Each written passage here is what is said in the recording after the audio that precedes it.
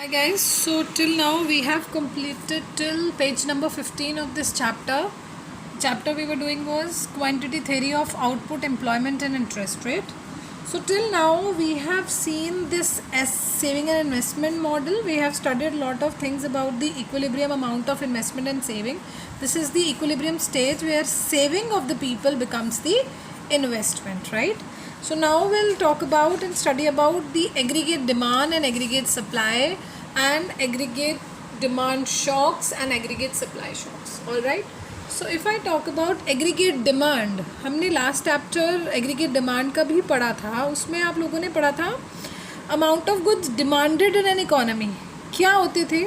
That means what constitutes the demand for an economy? Aggregate demand के components क्या क्या होते थे? If I recall, consumption goods, investment goods, government purchases and all. याद है आप लोगों को aggregate demand?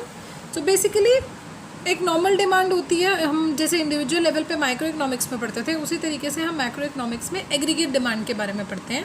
Let's study more about it. हमने I guess individually aggregate demand chapter पढ़ा था, तो वहाँ पे एग्रीगेट डिमांड के बारे में और अच्छे से समझ में आया होगा. इस चैप्टर में हम थोड़ा एडवांस चीज़ें पढ़ेंगे एग्रीगेट डिमांड के बारे में. What is aggregate demand, what is the shape of the aggregate demand curve, what does it slope and the shifts in the demand curve. जो मैंने टर्मिनोलॉजी अभी यूज़ करी एग्रीगेट डिमांड शॉक्स, उसका मतलब होता है shifts in the aggregate demand curve. Shift को हम एग्रीगेट डिमांड शॉक बोलते हैं. And it can be favorable. Favorable means that an increase in demand, AD curve, or negative or unfavorable aggregate demand shock means unfavorable or decrease in demand curve. All right. So let's start about the aggregate demand curve. You can see in this figure, this is my aggregate demand curve. The shape of this aggregate demand curve is downward sloping. Downward sloping means there is an inverse relationship between the price level and the output. Output you means the goods demanded in economy. Generally there is an perception in the minds of the people that if the price, and we have studied in the law of demand as well, that as the price rises the quantity demanded decreases, right? So this is aggregate demand. This also gives a relationship between the quantity of output demanded and the price level. So this is an inverse relationship between the price and the quantity demanded. Now this relationship of the inverse relationship between inverse relation between the price and the quantity demanded is also because of one main reason, which is the real supply of money. See supply of money means हमने जो money chapter पढ़ा था उसमें supply of money के बारे में पढ़ा था. आप लोगों को याद हो तो हमने कुछ MV is equals to PT करके फॉर्मूला पढ़ा था in I guess in the quantity theory of money या दूसरे चैप्टर में, जहाँ पे ये क्या होता था, the supply of money. V होती थी velocity. Velocity means the number of times money changes hands, right, and P was the price level. Are you able to recall it? हम इसको PT और PY बोलते थे यहाँ पे. Y means the output, right? हम इसको दो तरीके से पढ़ेंगे. एक तो हमारा हो गया एग्रीगेट डिमांड का कि दोनों के बीच में इन्वर्स रिलेशनशिप होता है ना. वो इन्वर्स रिलेशन होता क्यों है? That is because of the supply of money. This is the supply of money. यहाँ पे V हमने पढ़ा था कि कांस्टेंट मान लेते हैं हम. There is an assumption that it will be constant. So supply of money, this is the supply of money. इस पे डिपेंडेंट होगा इन दोनों का relationship. This is price, this is output. So अब यहाँ पे इस इक्वेशन में देखो हम क्या पढ़ते हैं generally, LHS is equals to RHS, right. तो ये दोनों तो कांस्टेंट हो गए. इसको मेंटेन, इसकी इक्वालिटी को मेंटेन करने के लिए जितना ये बढ़ेगा उतना ये कम होना चाहिए. इसीलिए इन दोनों के बीच में इन्वर्स रिलेशनशिप होता है, प्राइस के बीच में और आउटपुट के बीच में. Now let's start understanding it more. The crux to this relationship is the fact that aggregate demand किस पे डिपेंड करती है? सप्लाई ऑफ मनी पे. अब देखो अगर सप्लाई ऑफ मनी इकोनॉमी में बढ़ेगा तो people will start demanding more, right. So the real supply of the money is the value of money which is available by the central bank. The real supply of money is expressed as MP and supply of money P is the price level. Now At a particular supply of money, a low price level will imply a high real supply of money and consequently a high level of aggregate demand. Price कम होगा तो supply of money and consequently aggregate demand will be more. On the other hand, a rise in the price level में money supply कम हो जाएगी and there will be a low aggregate demand, right? That is why a low price level means that level of aggregate demand is high and a high price level means that level of aggregate demand is low. That is why the aggregate demand curve is downward sloping. इसको हम एक बारी इस relationship से सब दोबारा समझाने की कोशिश करती हूँ. सी अलजेब्रिकली और क्वांटिटी थ्योरी ऑफ मनी के हिसाब से ये रिलेशनशिप एग्जिस्ट करता है. Now if we assume V to be constant, तो above equation comes to an aggregate demand curve only. क्योंकि मनी सप्लाई भी कांस्टेंट हो जाएगी तो left hand side of the equation पूरी कांस्टेंट हो गई. तो इन दोनों को इक्वालिटी मेंटेन करने के लिए अगर एक ये फैक्टर बढ़ेगा तो ये फैक्टर कम होगा. दैट इज़ वाई इन दोनों के बीच में ऑपोजिट रिलेशनशिप हो जाता है प्राइस लेवल का और आउटपुट लेवल के बीच में. The two sides will be equal only if right hand side also remains constant. Hence any increase in y need to be offset by a decrease in y and vice versa. This inverse relationship between the output level and price level gives rise to the downward slope of the aggregate demand curve.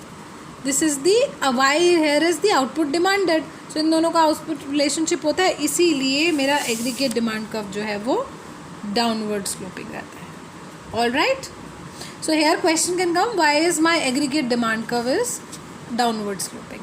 All right, so you have to write this much and you have to make this understand the equation as well. Now we'll study shifts in aggregate demand curve. Simple सी बात है, aggregate demand curve हमने पढ़ा. Shift in aggregate demand curve का मतलब a rightward, it can be a rightward shift का मतलब aggregate demand का बढ़ना. That means is a favorable, sorry, इस डायग्राम में तो AD original curve ये है and here there is a leftward shift in aggregate demand curve. That means this is an unfavorable shock, we'll say. Unfavorable change in. We'll study more about shock later on. A shift in the aggregate demand schedule occurs only due to the change in the supply of money. क्योंकि supply of money change होगी तो लोगों की demand पे effect पड़ेगा. Money supply कम हो जाएगी तो एग्रीगेट डिमांड कर्व जो है वो लेफ्टवर्ड शिफ्ट हो जाएगा. In fact it is exactly in proportion to the change in the nominal supply of money. All right. So AD curve is drawn for fixed money supply. It plots inverse relationship. You can read all this. अगर central bank money supply reduce कर देता है तो as per this equation money supply कम होती है तो there will be a proportionate fall in this as well. तो this proportionate fall in this मतलब एग्रीगेट डिमांड भी कम हो जाएगी. That means for a given price y is lower or for a given y p is lower and aggregate demand will shift leftwards to AD1. All right. Moving to the next page.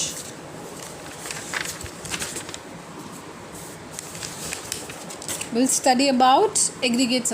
So the outcome we get from this aggregate demand topic is if central bank reduces money supply, AD will also, you can write this, AD will also fall.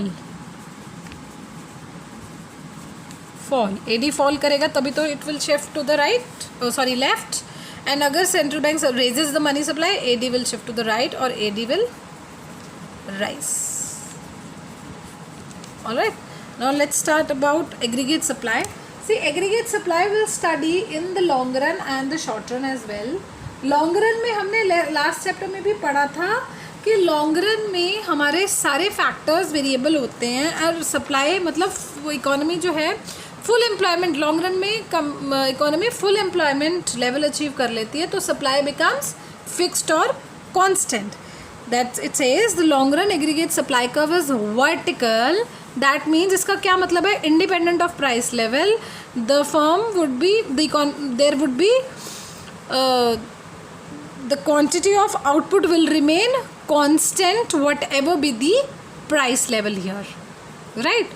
It's just that output किस चीज़ों पे depend करता है, जितना हमने capital और labour use किया हो और based on the technology as well. All right. So this is my long run aggregate supply curve. what does it show? That means in the long run output, यहाँ पे लिख सकते हो, in the long run output does not depend on money supply. Short run में वो money supply पे depend होता है, right. Output demanded basically. See at equilibrium पे demand is equals to supply हो जाता है ना. तो यहाँ पे हम वही आउटपुट की बात कर रहे हैं कि लॉन्ग रन में output does not depend on the money supply and firms would be supplying at the maximum level. The level of output, the fixed level of output which corresponds to the full employment of the labor force. As I told you, long run में full employment होता है capacity का भी and the labor force as well, and can be called as the natural level of output. इससे ज़्यादा नहीं हो सकता. This is the natural level of output. According, इसको लाइन को अंडरलाइन करिएगा, according to the classical model, the economy will always operate at the full employment, right?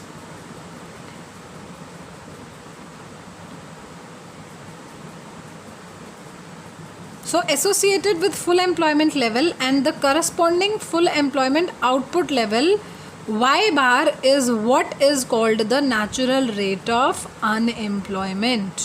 That means इस time पे full employment है ना. So this is called the natural rate of unemployment because it is that rate of unemployment which occurs due to frictions in a normal labor market when labor market is in state of equilibrium. All right.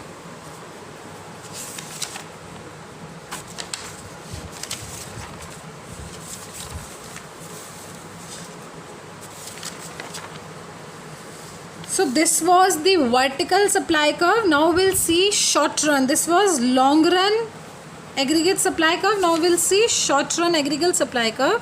Short run aggregate supply curve, it is horizontal. What this horizontal curve says, that firms would be supplying any amount of quantity demanded at this price only. That prices are fixed or sticky in the short run.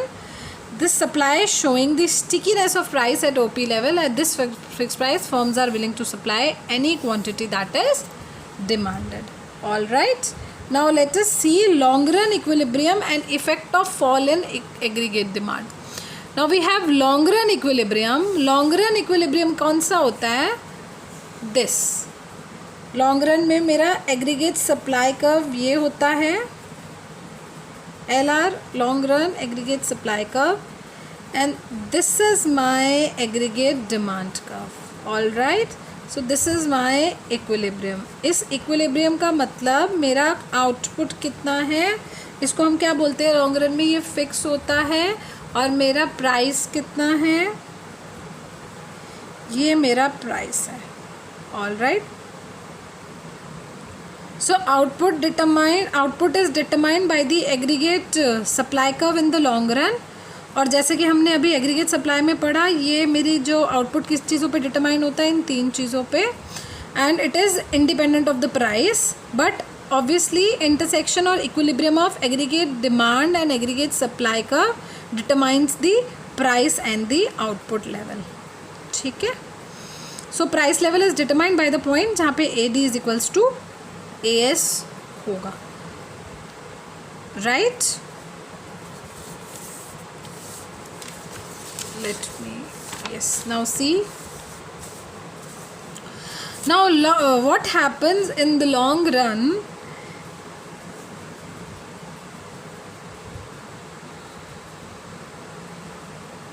if yes, now if there is a change in the money supply, then what happens? If there is a fall in the money supply, what happens to aggregate demand ka?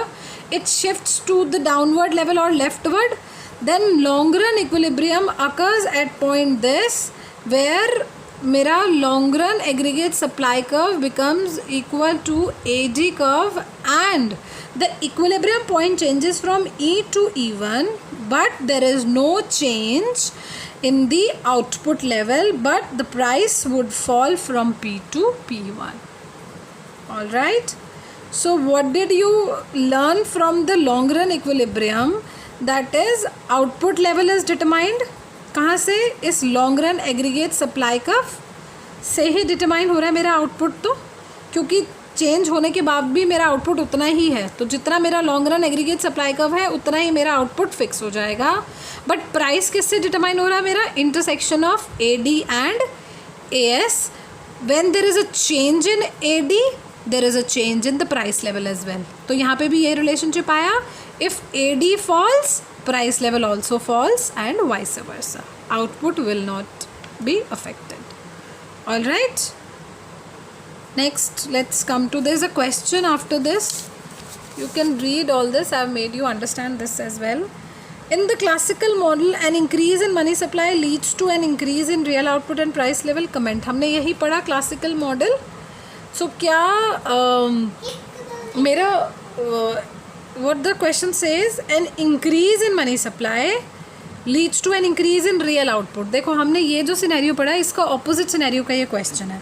अगर increase in money supply होता तो ये A D वाला curve downward ना हो करके upward हो जाता, तो क्या it will lead to increase in output and price level? No, there will be no change in the output level. Output level मेरा इतना ही रहेगा, but yes price level will rise. All right, इसका answer भी दिया हुआ है. You can say as a result only the price level increase from OP to OP1, whereas the output level will remain same at Y bar. All right, let's move ahead. Just wait a second. Yes, now we have studied long run equilibrium हमने कर लिया. अब हम लोग करेंगे short run equilibrium and effect of fall in AD. Now this is short run equilibrium हमने अभी पढ़ा था. Let me make this for you. Short run equilibrium का मतलब क्या है? Firms are willing to supply any quantity that is demanded at a fixed price. This is my SRAS and this is my aggregate demand curve. The output level is determined by the intersection of this. All right. Now what happens if there is a fall in the money supply? What happens is my aggregate demand curve will shift to the right, left. What will happen in this case? Aggregate demand curve fall होने से price तो same रहेगा, but my output will change. मेरा ये equilibrium point था, ये E से E1 पे आ जाएगा, and my output level will also reduce from OY से OY1. That means due to fall in money supply and the short run equilibrium point जो होगा वो shift हो जाएगा E1 पे, and output will fall from OY to OY1 and the price will remain fixed at OP level. Since AD falls, as a result क्या हुआ, AD के fall होने से output fall हो गया and there is no change in the price. It leads to rise in the unemployment क्योंकि output कम हो गया but price वहीं का वही है, supply कम हो गई है, so unemployment, लोगों का प्रोडक्शन कम होगा तो unemployment बढ़ जाएगी. Initially हमने पढ़ा था about unemployment as well. So here क्योंकि अनएम्प्लॉयमेंट बढ़ जाएगा तो economy will start facing recession here. All right, because demand falls as a result of supply falls, price same रहता है तो unemployment start increasing and the economy faces a recession. Right, so I hope short run and long run equilibrium and the effect of fall in aggregate demand curve is clear to all of you. आप लोग एक बार diagrams को अपने हाथ से draw करके देखिएगा and through diagrams try to understand the relationship between the aggregate demand and the price and the output. All right, moving on to next page. Next topic we'll study economy's transition from short run to long run. Let me just try. Just find out.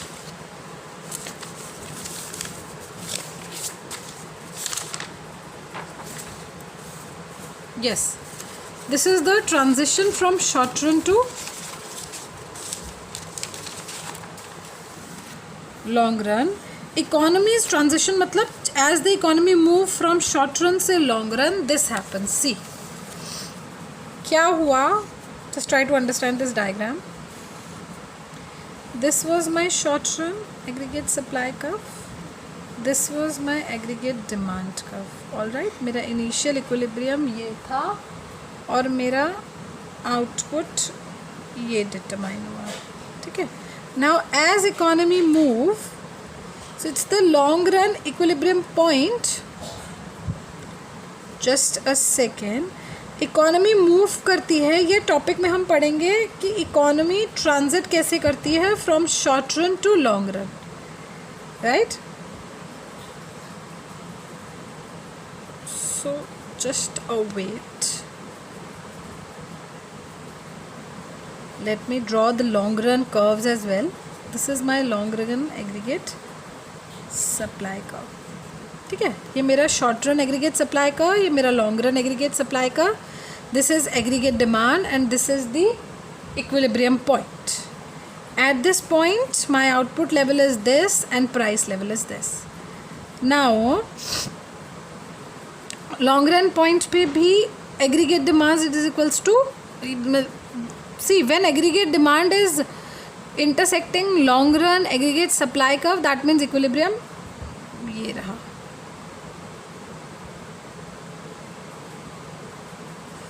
Now see, because of a fall in money supply, अगर central bank money supply reduce करता है तो क्या होता है, there is a leftward shift in aggregate demand curve to aggregate demand 1. तो economy का equilibrium जो है वो ई से कहाँ चला जाता है, दिस पॉइंट E1, और इस पॉइंट पे आउटपुट कितना डिटरमाइन होता है, Y1. Right, so economy moves from point E to point E1. Output falls below its natural level of output. ये हमारा natural level और we can say full employment level of output होता है. क्योंकि output fall कर जाता है तो क्या होता है, हमारे पास unemployment आ जाता है. हमने जैसे पहले long run aggregate supply curve में पढ़ा था, तो because of output falls unemployment बढ़ जाता है. Now price will remain fixed and economy starts becoming in recession, ठीक है. ये आया, अब ये ट्रांजिशन होता है. अब यहाँ होने के बाद दोबारा से इकोनॉमी रीगेन करती है with the passage of time, क्योंकि डिमांड मेरी कम हुई. डिमांड कम होने से प्राइसेस जो है वो फॉल कर जाते हैं. जैसे ही प्राइसेस फॉल करते हैं तो क्या होता है, यहाँ से देखो ये मेरा इनिशियल था इकोनॉमी, ये मेरा प्राइस फॉल कर जाएगा से P1. अब P1 पर अगर प्राइसेस फॉल करते हैं तो इकोनॉमी दोबारा आ जाती है इस पॉइंट पे से A पॉइंट. E1 से इकोनॉमी फिर आ जाती है A पॉइंट पे. ऑल राइट, क्योंकि ये AD1 कर्व पे लाई कर रही है ना, इस टाइम पे इस पॉइंट पे आ जाएंगी एंड मेरा एम्प्लॉयमेंट भी ठीक हो जाएगा और output level will also come back to their natural level. Now this time recession is over, but prices जो है मेरे P से OP1 लोअर प्राइस पे हो जाते हैं. ऑल राइट, सो इन चीज़ों को करेक्ट करने के लिए government employs their own factors which is called as stabilisation policy to correct the economic fluctuations, to maintain output and employment at their natural level. जब ये OY मेरा नेचुरल आउटपुट होता है तो इस पर एम्प्लॉयमेंट भी नेचुरल लेवल पर रहता है. तो ये वाला जो लेवल कम हो जाता है, इसको करेक्ट करने के लिए government employ their stabilisation policy, which is, see next topic will study, whenever AD changes और AS changes, the equilibrium क्या हो जाता है मेरा, डिस्टर्ब हो जाता है. It causes fluctuations in output and employment level as well. Monetary policy can play the role of stabilization policy to reduce the short run fluctuations and bring output and employment around their long run level. That means कौन क्या क्या employ करती है government, monetary policy को employ करके हम इसको ठीक करते हैं, ठीक है. मॉनेटरी पॉलिसी का मतलब क्या, example can be a favourable shock. अब देखो यहाँ पे ये क्यों कम हो रहा था, ये क्यों कम हो रहा था, ये जो आउटपुट लेवल है, why it was getting reduced, because of a decrease in the aggregate demand curve. तो what will economy do? Economy will give a favorable shock to aggregate demand, जिससे क्या होगा, मेरी एग्रीगेट डिमांड बढ़ जाएगी. Aggregate demand बढ़ते ही output level will come back to its natural level. All right. So an example of favorable shock to AD. अब favorable shock to AD किस तरीके से दिए जाएगा? What measure will actually be obtained to increase aggregate demand curve is the greater availability of credit. That means money supply will be increased. As the supply will be increased, there will be a increase in aggregate demand curve. Just a second. Yes. See. Because money supply increase होगी तो money will move faster from one hand to another. It's just that कि velocity में increase किया जाएगा. So also fall in money demanded is equivalent to rise. Just no need to mention all this. So money supply increase करने का मतलब aggregate demand shock दिया जाएगा. Aggregate demand shock का मतलब है favorable increase in aggregate demand का. तो पहले हम यहाँ पर पहुँचे थे ना, पहले हम यहाँ पर पहुँच गए थे वापस. अब हम अगर फेवरेबल शॉक देंगे इसको ऊपर करके तो हम क्या होगा, just try to understand. See in this diagram, this was a short run aggregate supply curve and this was a long run aggregate supply curve. Initially economy long run equilibrium में यहाँ पर थी, जहाँ पे aggregate demand was equals to SRAS और long run aggregate supply curve. ठीक है, ये लॉन्ग रन इक्विलिब्रियम पोजीशन है. एट दिस पॉइंट पे मेरा आउटपुट था OY और मेरा प्राइस था OP. नाउ अगर तो मनी सप्लाई फिक्स्ड है तो वेलोसिटी राइज करने से, वेलोसिटी का मतलब क्या होता है, the number of times money changes hand, उसके राइज करने से पीपल की spending will be raise and AD curve will shift rightwards और इट विल इंक्रीज. तो इकोनॉमी इस पॉइंट से एग्रीगेट डिमांड का ये वाला कर्व बनेगा तो इस पॉइंट से B पॉइंट पे आ जाएगी शॉर्ट रन इक्विलिब्रियम में. राइट. सो आउटपुट बढ़ जाएगा मेरा, OY से OY1 पे आ जाएगा. दैट मीन्स ये बूम आ गया. This also is above the natural rate of output and employment. It will lead to economic boom, that is firm is selling more output at initial price, economic activity rises and employment as well rises. Right. So at OP1 now, जैसे हमने पहले पढ़ा था, with the passage of time, क्योंकि economy boom में है, prices rise होना शुरू हो जाएंगे. लेट्स से प्राइसेस OP से OP1 पे पहुंच जाते हैं तो OP1 पे दैट मीन्स मेरा aggregate demand price due to the level of high aggregate demand. Now as price rises, AD declines as shown by movement from AD curve. Just a second, I'll show you.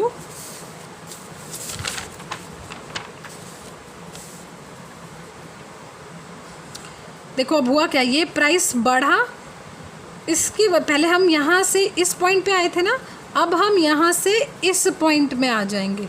That means again with the rise of increase in prices, economy अपने boom period से वापस अपने natural period पर आ गई, जहाँ पे natural rate of employment, output war और employment भी हम बोल सकते हैं at OY. However the price जो होंगे वो rise हो चुके होंगे OP1 पे in the long run. All right. So what we did in this topic is, as a result of favorable rise in aggregate demand, short run में क्या होता है, आउटपुट एंड एम्प्लॉयमेंट राइज कर जाते हैं एंड इस situation को हम इकोनॉमिक बूम भी बोलते हैं. All right. So in the long run only the price rises. So central bank can stabilise aggregate demand by reducing the money supply. That means इसकी रिवर्स सिचुएशन में समझाने की कोशिश कर रही हूँ. अगर एक वाइस वर्सा सिचुएशन हो तो मनी सप्लाई कम करके एग्रीगेट डिमांड कर्व को यहाँ ले जा करके then the situation will be corrected that ways. Alright. Next is shocks to aggregate supply. This was shocks to aggregate demand. Now will study shocks to aggregate supply. Yes. So supply means there will be a shift in aggregate supply curve. All right. See, मेरा short run aggregate supply curve ये था, ये मेरा long run supply curve, this was my aggregate demand, initial equilibrium was this. Adverse shock का मतलब negative shock, favourable होता है बढ़ाना, नेगेटिव शॉक मतलब कम करना एक तरीके से।